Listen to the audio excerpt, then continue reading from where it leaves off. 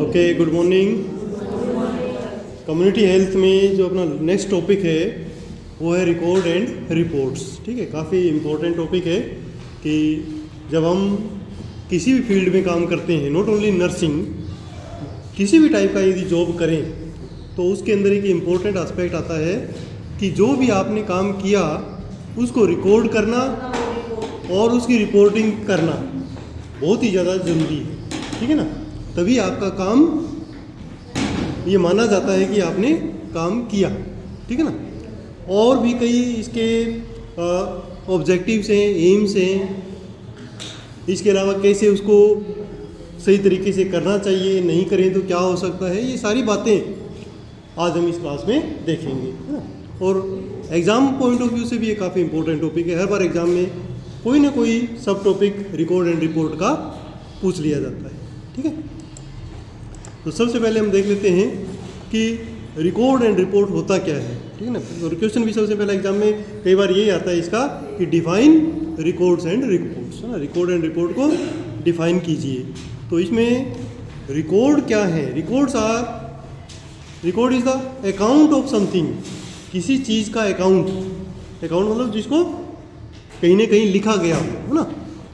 Written to perpetuate the knowledge of events, कि जिस type की इवेंट हुई या घटना हुई उसको एक्सप्लेन करने के लिए यदि कहीं लिखा गया है तो उसको हम क्या कहते हैं? रिकॉर्ड कहते हैं। ठीक है, एक लाइन की सिंपल डेफिनेशन है कि record is an account of something written to perpetuate the knowledge of events. ठीक है, तो रिकॉर्ड वो लिखित में किसी घटना के बारे में दी गई जानकारी, रखी गई जानकारी रिकॉर्ड कहलाती है। ठीक है,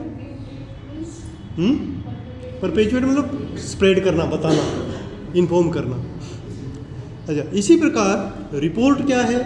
रिपोर्ट को हम डिफाइन करेंगे कि report is to give a spoken or written account of something that one has observed.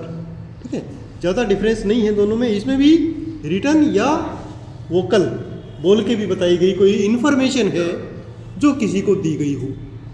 ठीक है, किसके बारे में? जो भी उसने ऑब्जर्व किया वो रिपोर्ट है। ठीक है, अच्छा, ऑब्जर्व किया, सुना या इन्वेस्टिगेट किया उनके बारे में। तो इन दो लाइनों से हमें एक चीज़ क्लियर हो जानी चाहिए कि रिकॉर्ड तो है कि हमने किसी घटना के बारे में जो भी हमने देखा उसके बारे में लिख दिया, फ्यूचर इन्फॉर्मेशन लेने के लिए, हमारे लिए भी और किसी और के लिए भी, तो वो रिकॉर्ड है। ठीक है, बट इसी चीज़ को, कोई भी ऑब्जर्वेशन हमने किया, कोई घटना देखी और वो हमने इन्फॉर्म किया हायर अथॉरिटी को, तो वो रिपोर्ट में कन्वर्ट हो जाएगी। ठीक है, इन्फॉर्मेशन तो वही है, बट यदि हमने हमारे लिए या रख लिया रजिस्टर में फ्यूचर यूज़ के लिए तो वो रिकॉर्ड है, और यदि हमने इन्फॉर्म कर दिया ऊपर तो वो रिपोर्ट हो जाएगी। ठीक है, एग्जाम्पल हम देख लेते हैं कि जब हमारे पास पेशेंट आते हैं नॉर्मली ओपीडी में, तो हम उनको रजिस्टर में लिखते हैं। ओपीडी रजिस्टर हो गया हमारा, तो वो क्या है? हमारा रिकॉर्ड है। ओके, और इवनिंग में हमें टोटल आज ओपीडी कितनी हुई उसके बारे में फॉर्मेट भर के भेजना। पुराने टाइम में तो लिख के भेजते थे, आजकल तो ऑनलाइन सबमिट करना होता है ना। तो वो हमने जो सबमिट कर दिया ताकि हायर अथॉरिटी उसको देख सके, तो वो आपकी हो जाएगी रिपोर्ट। हर चीज़ की ऐसे बन जाएगी। एएनसी आपने देखी तो अपने यहाँ एएनसी रजिस्टर बनाया तो वो रिकॉर्ड है, और यदि उनकी इन्फॉर्मेशन आपने आगे भेजनी है तो वो रिपोर्ट हो जाएगी। ठीक है ना, तो ये हो जाएगा रिकॉर्ड एंड रिपोर्ट्स का डिस्क्रिप्शन। अच्छा, record and report are indispensable aids to all who are responsible for giving the best possible services to the individual, family and community। अब रिकॉर्ड एंड रिपोर्ट का यूटिलाइजेशन क्या है, क्यों बनाते हैं, तो इसके बारे में एक ही लाइन में यहाँ बता दिया गया है कि जो भी पेशेंट को बेस्ट पॉसिबल केयर देने के लिए रिस्पॉन्सिबल हैं उन सब के लिए ये लाभदायक है। तो एक तो जैसे डायरेक्ट जो केयर दे रहा है हम लोग, चाहे वो एएनएम है चाहे पीएचएन है, जो डायरेक्ट पेशेंट की केयर के संपर्क में है वो बेनिफिशियरी होगा उसका रिपोर्ट का। और इवन जो हायर अथॉरिटीज़ हैं, क्योंकि वो भी यही चाहते हैं ना कि बेस्ट पॉसिबल केयर मिले, तो उनके लिए भी वो बेनिफिशियल होगा रिपोर्ट, है ना। कैसे होगा इसको हम आगे देख लेते हैं। पहले देखेंगे कि characteristics of good record and report, ठीक है ना।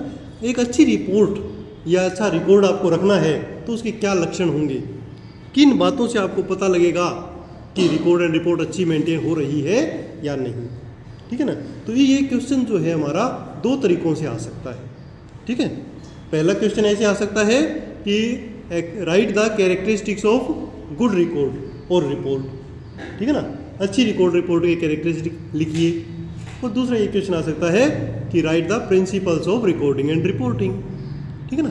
तो दोनों चीज़ें एक ही है, क्योंकि प्रिंसिपल का मतलब ही वही होता है कि ऐसी पॉइंट्स जिनका यूज़ करके हम हमारी उस रिकॉर्डिंग एंड रिपोर्टिंग को अच्छा बना सकते हैं। ओके, चलिए, तो इसमें हेडिंग्स हैं कुछ, उन हेडिंग्स को आप याद रखना, अंदर क्या लिखना है वो आपको अपने आप एक बार पढ़ते ही याद हो जाएगा। जैसे पहला पॉइंट है एक्यूरेसी, कि जो भी हम रिकॉर्ड एंड रिपोर्ट बनाए वो एक्यूरेट होनी चाहिए, चाहे वो रिकॉर्ड हो चाहे रिपोर्ट हो, दोनों के लिए एक प्रिंसिपल लागू होता है।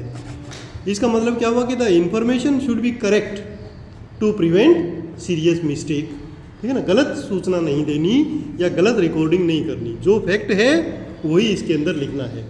2 पेशेंट अगर आ जाए ओपीडी में तो 2 ही लिखने हैं, 20 नहीं लिखने, और 20 आए हैं तो 20 लिखने हैं, ठीक है ना। तो इन्फॉर्मेशन हमेशा करेक्ट होनी चाहिए। Use correct spelling and institutions accepted abbreviations. अगर स्पेलिंग आप लिख रहे हैं इंग्लिश में, हिंदी में, या हिंदी में लिख रहे हैं तो उसकी वर्तनी शुद्ध हो, छोटी मात्रा बड़ी मात्रा इंग्लिश में यही जो भी लिखना है। और एब्रीविएशंस जहाँ तक पॉसिबल हो यूज़ नहीं करने चाहिए, बट यदि करें तो इंस्टीट्यूशंस एक्सेप्टेड एब्रीविएशन, जो यूनिवर्सल एक्सेप्टेड हो, सब लोग उसको एक्सेप्ट करते हो, वही एब्रीविएशन यूज़ करें, अपने खुद के ना बनाएं, ठीक है ना। जैसे अगर मान लो आपको कोई मेडिसिन के बारे में वहाँ पर रिकॉर्ड करना है, तो अगर दिन में 3 बार देनी है तो उसका एक यूनिवर्सल एब्रीविएशन क्या है, TDS, ठीक है ना। तो वो लिख सकते हैं, इसके अलावा उसका अपने हिसाब से बना के नहीं लिखना, ठीक है ना। ये इसमें ध्यान रखना है, तो इससे क्या हो जाएगा, एक्यूरेसी होगी। इसके अलावा सिंबल्स यदि यूज़ कर रहे हैं कहीं, ठीक है ना, वो भी एक्यूरेट होने चाहिए। It should always be complete with accurate signature, do not use nick names. और जो भी व्यक्ति इंफॉर्मेशन दे रहा है या रिकॉर्ड कर रहा है, रिपोर्ट भेज रहा है या रिकॉर्ड कर रहा है, दोनों में ही जिसने ये रिपोर्ट तैयार की है उसके साइन होंगे, ठीक है ना। और फुल सिग्नेचर होंगे, ऐसे गुग्गी नहीं मारनी, इनिशियल्स नहीं करने, निक नेम नहीं लिखना, फुल सिग्नेचर होने चाहिए ताकि पता लगे कि किसने ये रिपोर्ट दी, ठीक ना। अच्छा, तो ये पहला हमारा प्रिंसिपल हो गया या लक्षण हो गया। दूसरा कंसाइजनेस।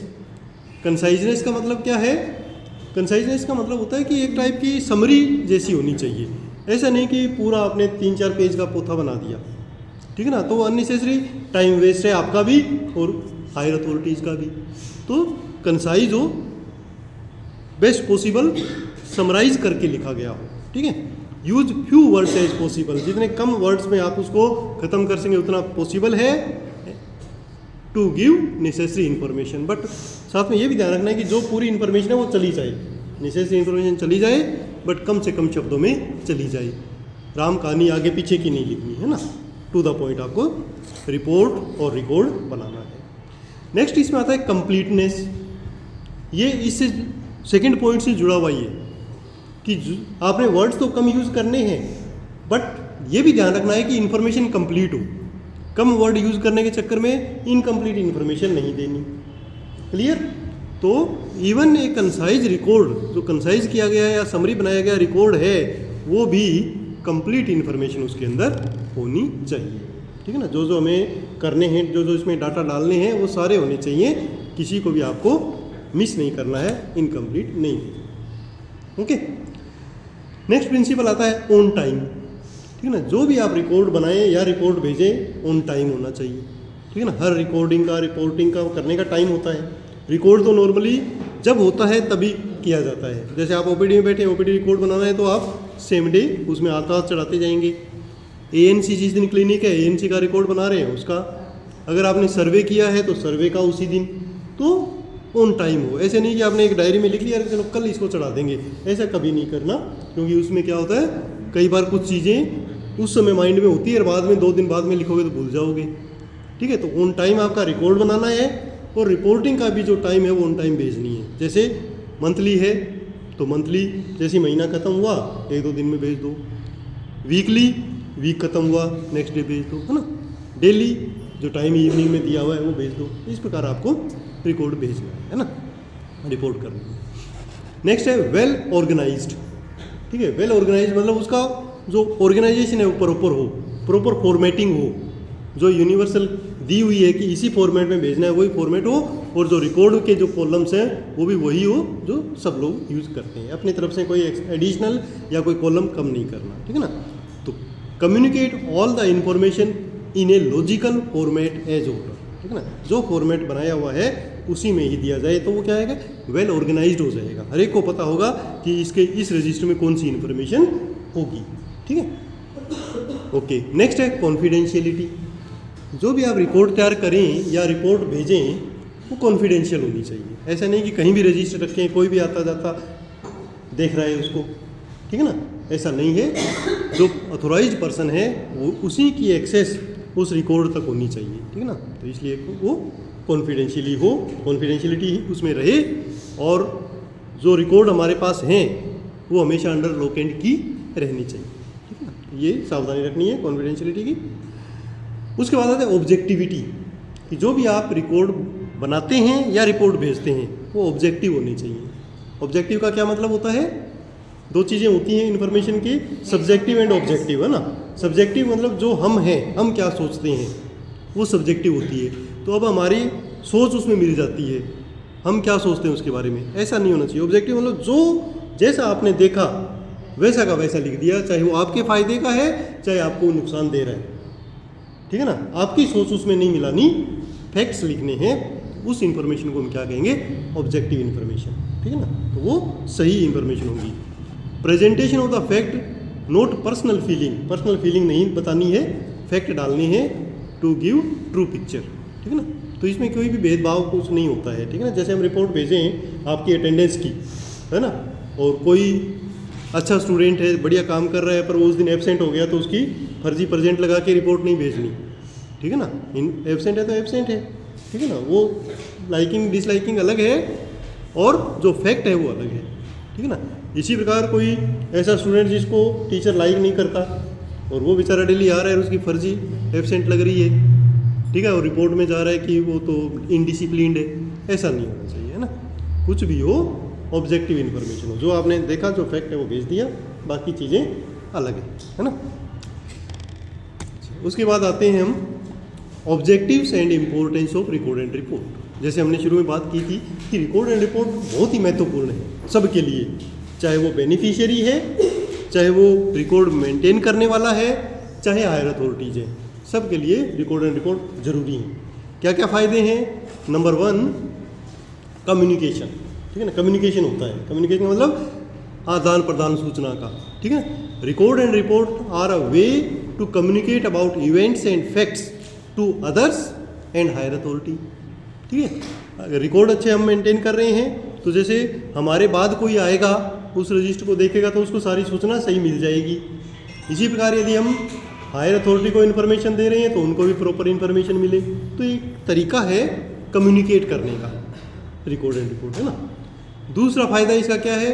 Continuity of service. ठीक है ना, कंटिन्यूटी ऑफ सर्विस मतलब कि record and report are tool to provide continue care to the patient without interruption और डबलिंग। ठीक है ना, तो इसको हम हर जगह यूज़ कर सकते हैं। जैसे मान लो आप लोग स्पेशल ट्रेनिंग के लिए यहाँ आए, पीछे से कोई नया स्टाफ आपकी जगह काम कर रहा है और अगर आपने अच्छे रिकॉर्ड बनाए हुए हैं तो उसको आपसे पूछने की ज़रूरत नहीं पड़ेगी। जितने पेशेंट्स का सर्वे या जितना एरिया का सर्वे हो गया उसको देख लेगी रिकॉर्ड और आगे अपना कंटिन्यू कर लेगी, है ना। इसी प्रकार जैसे वार्ड्स में हम हॉस्पिटल जाते हैं, सुबह की ड्यूटी का कोई स्टाफ है, उसने अपना पूरा रिकॉर्ड रखा कि 10 मरीजों को ये दवाई दे दी, फिर वो चला गया, नेक्स्ट कैंडिडेट आया तो वो रिकॉर्ड देख के उसके आगे वाले बचे हुए पेशेंट को मेडिसिन दे देगा। तो इसको कहते हैं कंटिन्यूटी ऑफ सर्विस। तो रिकॉर्ड अगर आपने सही बनाया है तो सर्विस कंटिन्यू रहेगी, डबलिंग नहीं होगी, एक इंजेक्शन दे दिया दूसरा भी वही दिए जा रहा है ना, ऐसा नहीं। तो इसलिए रिकॉर्ड ऑन टाइम, तुरंत जब काम किया तभी रिकॉर्ड बना दिया, ठीक है ना। तो ये फ़ायदा हो गया। तीसरा फ़ायदा क्या है, एजुकेशन, ठीक है ना। रिकॉर्ड एंड रिपोर्ट जो है वो एजुकेशन का भी काम करते हैं। कैसे? Record and report also act as education material for medical and nursing students. जैसे कोई भी हॉस्पिटल है, कोई हेल्थ सेंटर है, वहाँ अच्छे रिकॉर्ड हैं, तो जो हमारे ट्रेनिंग देते हैं मेडिकल स्टूडेंट्स हुए, नर्सिंग स्टूडेंट्स हुए, या आप लोग भी जब उस सेंटर में जाएंगे और पुराने रिकॉर्ड देखेंगे तो आपको पता लग जाएगा कि रिकॉर्ड कैसे बनाने हैं, ठीक है ना। क्या क्या मेडिसिन्स अवेलेबल थी, किस बीमारी को कौन सी मेडिसिन दी गई, तो एक आइडिया आपको बड़ा हो जाता है। तो ये एजुकेशन के लिए भी आपके काम आते हैं। जब आप लोग फील्ड में जाएंगे तो वहाँ कौन कौन से रिकॉर्ड रजिस्टर मेंटेन कर रहे हैं, कौन कौन से उसमें कॉलम है, वो आपको देखने से इन्फॉर्मेशन मिलेगी। अगर सारे रिकॉर्ड सेम है जो आप बनाते हैं तो सही है, आपको पता ही है। कोई नया रिकॉर्ड वहाँ मेंटेन हो रहा है पुराने टाइम से, तो आपको उसकी नई इन्फॉर्मेशन मिल जाएगी, ठीक है ना। तो एजुकेशन पर्पज़ के लिए भी हमारे रिकॉर्ड एंड रिपोर्ट काम के होते हैं। नेक्स्ट है assessment. Record and report also help us to assess the needs for the improvement in service. जो भी हमने रिकॉर्ड बनाया, रिपोर्ट बनाई, उससे हम कम्युनिटी का जो सर्विसेज दे रहे हैं उनका असेसमेंट कर सकते हैं, ठीक है ना। जैसे हम रिपोर्ट भेज रहे हैं और पता लग रहा है कि हमारा जो इम्यूनाइजेशन आ रहा है वो 70% तक जा रहा है ना। तो एक प्रकार से हमारा खुद का भी असेसमेंट हो गया कि हमने उसको 80% तक क्यों नहीं लेके गए, 100% तक क्यों नहीं लेके गए, तो लेके जाना है ना।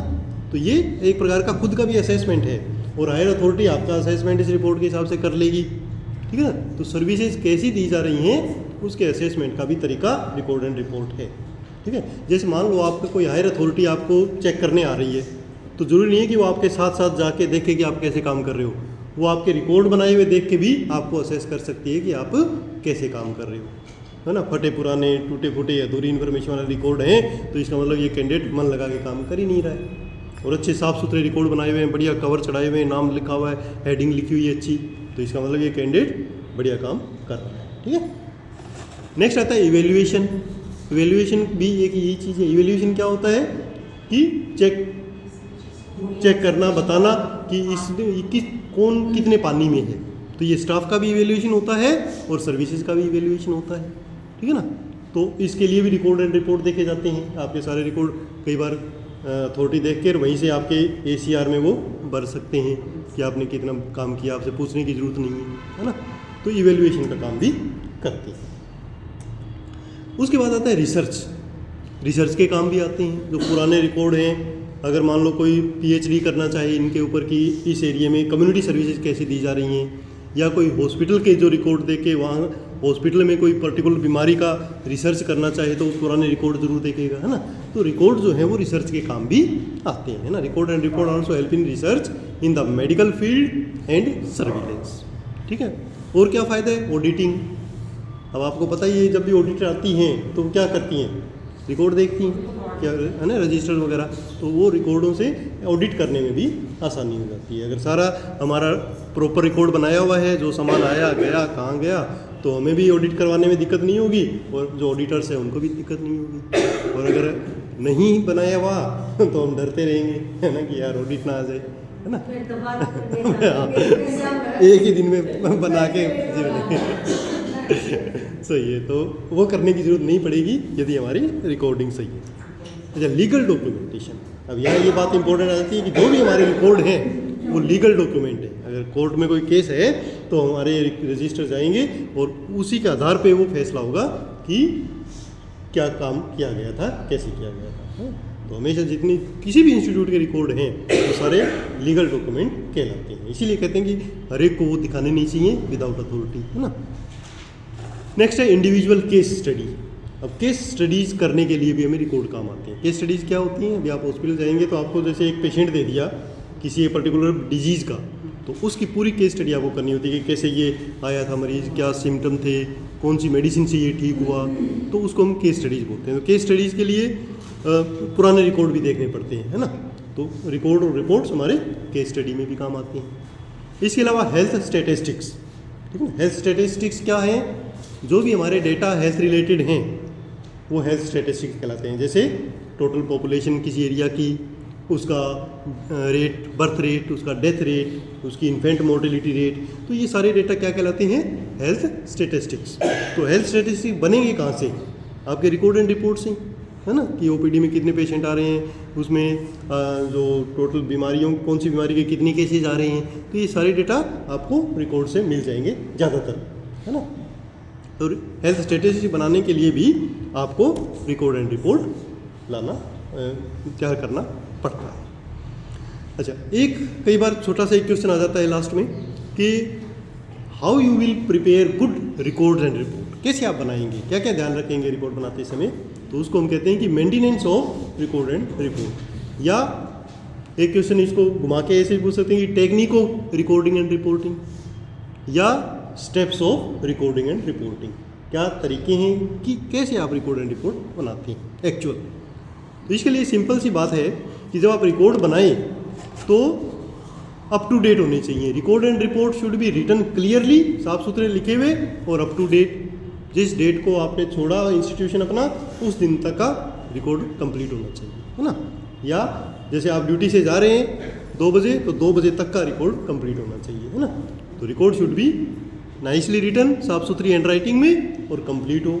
और यदि कंप्यूटराइज्ड है, ऑनलाइन है, तो आपका वो पूरा लिखा हुआ होना चाहिए।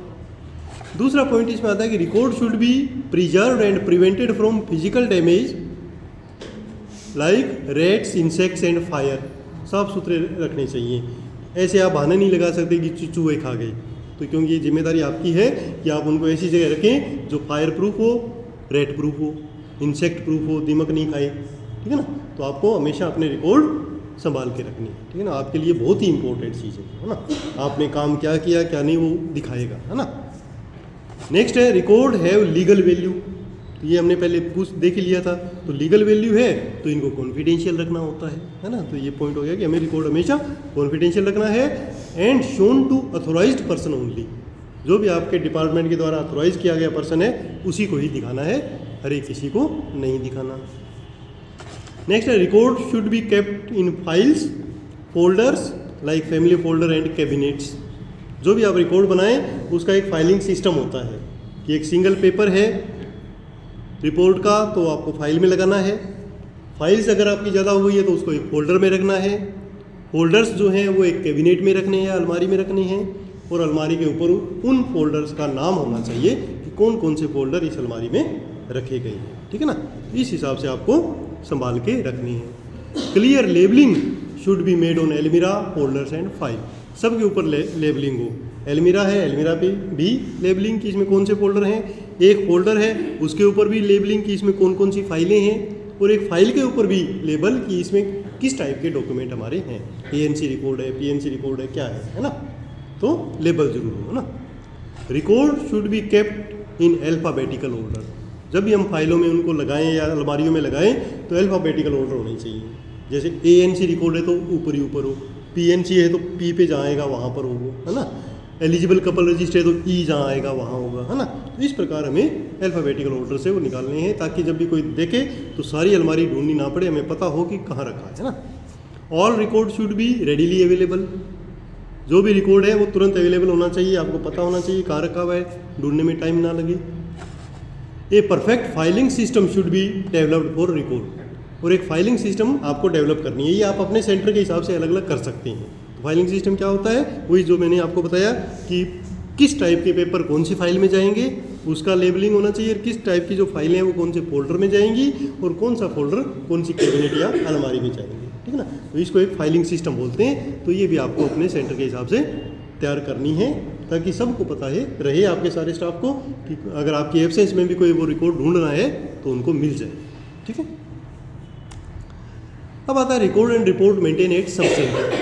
अब एएनएम्स के लिए ज़्यादातर सब सेंटर के लिए पूछते हैं, एएनएम और एलएचवी के लिए। अगर हम स्टाफ नर्स और नर्सिंग ऑफिसर्स के लिए यदि देख रहे हैं तो उनको पूछे जाएंगे हॉस्पिटल्स के जो कौन कौन से रिकॉर्ड मेंटेन किए जाते हैं, है ना। और अगर कोई हायर अथॉरिटी के स्टूडेंट्स हैं तो उनके रजिस्टर्स पूछे जाएंगे, ठीक है।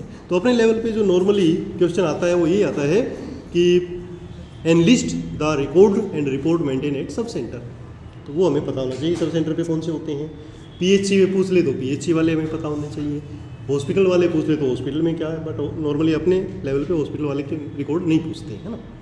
तो ये वैसे आप सबके सेंटर्स पे बनते ही हैं, तो आपको पता ही होगा कि रिकॉर्ड आपके पास होना चाहिए summary of the villages including map. जैसे एक सब सेंटर है, उसके अंडर में कितने विलेज होते हैं, 4 to 5, 4 से 5 विलेज उसके अंदर होंगे, 3 भी हो सकते हैं, कई बार कम होंगे। तो उन सभी विलेजेज का मैप आपके रिकॉर्ड में होना चाहिए, ठीक है ना। दूसरा एलिजिबल कपल रजिस्टर, सारे एरिया के एलिजिबल कपल में जो नंबर ऑफ चिल्ड्रन वाइज भी होने चाहिए कि कौन से एलिजिबल कपल 1 बच्चे वाले हैं, कौन से 2 बच्चे वाले हैं, कौन से मोर देन 2 हैं। उसके बाद मेल स्टरलाइजेशन केसेस अलग रजिस्टर, फीमेल स्टरलाइजेशन केसेस का अलग रजिस्टर, IUCD जो है उनका अलग रजिस्टर, प्रॉपर्टी वगैरह का, ANC register, condom distribution register, oral pills register, postnatal care register 1 साल तक के बच्चों का, पोस्ट नेटल केयर रजिस्टर 1 से ज़्यादा बच्चों का, है ना, एज वाइज। इसके अलावा MTP केसेज यदि कोई हैं तो उनका रजिस्टर, बर्थ रजिस्टर अगर आपके वहाँ पर जो जितना बर्थ हुआ है उनका, डेथ रजिस्टर जो आपके वहाँ पे जो डेथ्स हुई हैं उनका रजिस्टर। अच्छा, आशा फॉलोअप रजिस्टर, अगर आशा अगर आपके सब सेंटर पे हैं तो उनका फॉलोअप कितनी बार हो रहा है, कौन कौन सी आशा कब कब आ रही है, उनका register. Malaria slide taken and radical treatment cases register, अगर वहाँ मलेरिया के हैं आपके एरिया में हो सकता है नहीं हो, पर जो एक्चुअली अदर जो सब सेंटर्स हैं अदर स्टेट्स में जैसे इनके पास, तो वहाँ पर तो मलेरिया का भी जो स्लाइड टेकिंग है वहीं होती है ना, आपके होती है, आपके अगर होती है तो मलेरिया का भी एक रजिस्टर होगा। इसके अलावा disease morbidity and mortality registers होते हैं कि डिजीज़ वाइज कितने केसेज आए, स्पेस जो नोटिफाइबल डिजीज हैं जैसे ट्यूबरक्यूलोसिस हुआ, मीजल्स हुआ, उनके रजिस्टर हम अलग बना सकते हैं ना। इसके अलावा वाटर सोर्स प्योरीफिकेशन रजिस्टर, अब आपके यहाँ तो नहीं होता है बट जो अदर सब सेंटर्स हैं अदर स्टेट्स में, तो वहाँ हफ्ते में 2 हफ्ते में किसी न किसी गांव में जाके कुओं में कुछ दवाई डलवानी होती है ना, तो उसमें कौन से गांव में कौन से कुएं में कौन सी दवाई डली, कितनी डली, वो सारा भी एक रजिस्टर मेंटेन करना होता है ना, वाटर प्योरीफिकेशन का रजिस्टर।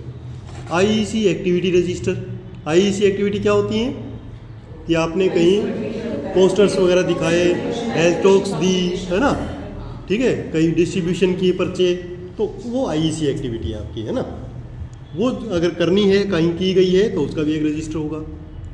इसके अलावा स्टॉक रजिस्टर मेडिसिन का, स्टॉक रजिस्टर परमानेंट आर्टिकल्स का और स्टॉक रजिस्टर कंज्यूमर आर्टिकल्स का, ये भी आपका अलग से रजिस्टर होंगे, ये भी आपके। इसके अलावा OPD रजिस्टर, ये सारे के सारे क्या हैं आपके रिकॉर्ड्स हैं। अगर रिपोर्ट्स की बात करें तो रिपोर्ट्स में मंथली रिपोर्ट आती है सारी, है ना। पहले तो ये एक फॉर्मेट्स आते थे पेपर पे, आजकल सब ऑनलाइन है। वीकली सब सेंटर रिपोर्ट्स जो वीक में एक बार भेजनी हो, आजकल वैसे वीकली कम कर दी है, डेली ज़्यादा कर दी है ना, डेली रिपोर्टिंग भी है और मंथली रिपोर्टिंग पे ज़्यादा जोर दिया जाता है। इसके अलावा एनुअल रिपोर्टिंग भी है, जिसमें एनुअल जो सर्वे होगा उसका रिपोर्ट जाएगी टारगेट कपल के और एलिजिबल कपल के। और आजकल एक नई रिपोर्ट और शुरू कर दी है, इंफ्रास्ट्रक्चर रिपोर्ट, है ना, कि आपके इंफ्रास्ट्रक्चर में क्या क्या है, क्या क्या नए कमरे बने, क्या पुराने कमरे हैं, वहाँ सामान क्या क्या है, वो भी ईयरली एक रिपोर्ट जाती है ना, तो ये रिपोर्टिंग हो जाएगी। इसके अलावा eligible couple breakup, age wise breakup भी पूछते हैं, है ना, वो भी रिपोर्ट जाती है कि एलिजिबल कपल किस एज के कितने हैं। और कॉन्ट्रासेप्टिव मेथड वाइज भी पूछते हैं कि परमानेंट जो यूज़ कर रहे हैं, प्रॉपर्टी यूज़ कर रहे हैं, वो कितने हैं, कॉन्डोम कितने यूज़ कर रहे हैं ना, तो इस प्रकार सारी रिपोर्ट अपनी अलग अलग जाती है। इसके अलावा चिल्ड्रन वाइज, है ना, कितने बच्चों पे, 1 बच्चे वाले कितने एलिजिबल कपल हैं, 2 वाले कितने हैं, 2 से ज़्यादा वाले कितने हैं, है ना। अच्छा, कॉन्ट्रासेप्टिव मेथड यूज़ वाले एलिजिबल कपल की रिपोर्ट भी जाती है। इसके अलावा बर्थ रिपोर्ट जाती है पंचायत को, है ना, ये तो नॉर्मली अपने हेल्थ डिपार्टमेंट को जाती है, बट जो बर्थ हुए उनकी रिपोर्ट पंचायत को भी जाती है ना, ताकि वो अपना बर्थ सर्टिफिकेट इशू कर सकें। इसके अलावा मलेरिया स्लाइड्स की कोई रिपोर्ट है वो वाली, ये सारी रिपोर्ट में आ जाएगी, है ना। तो ये इतने रिकॉर्ड एंड रिपोर्ट हैं जो एक सब सेंटर पर आइडियली मेंटेन होती है। ओके, तो आज की क्लास के लिए इतना सब।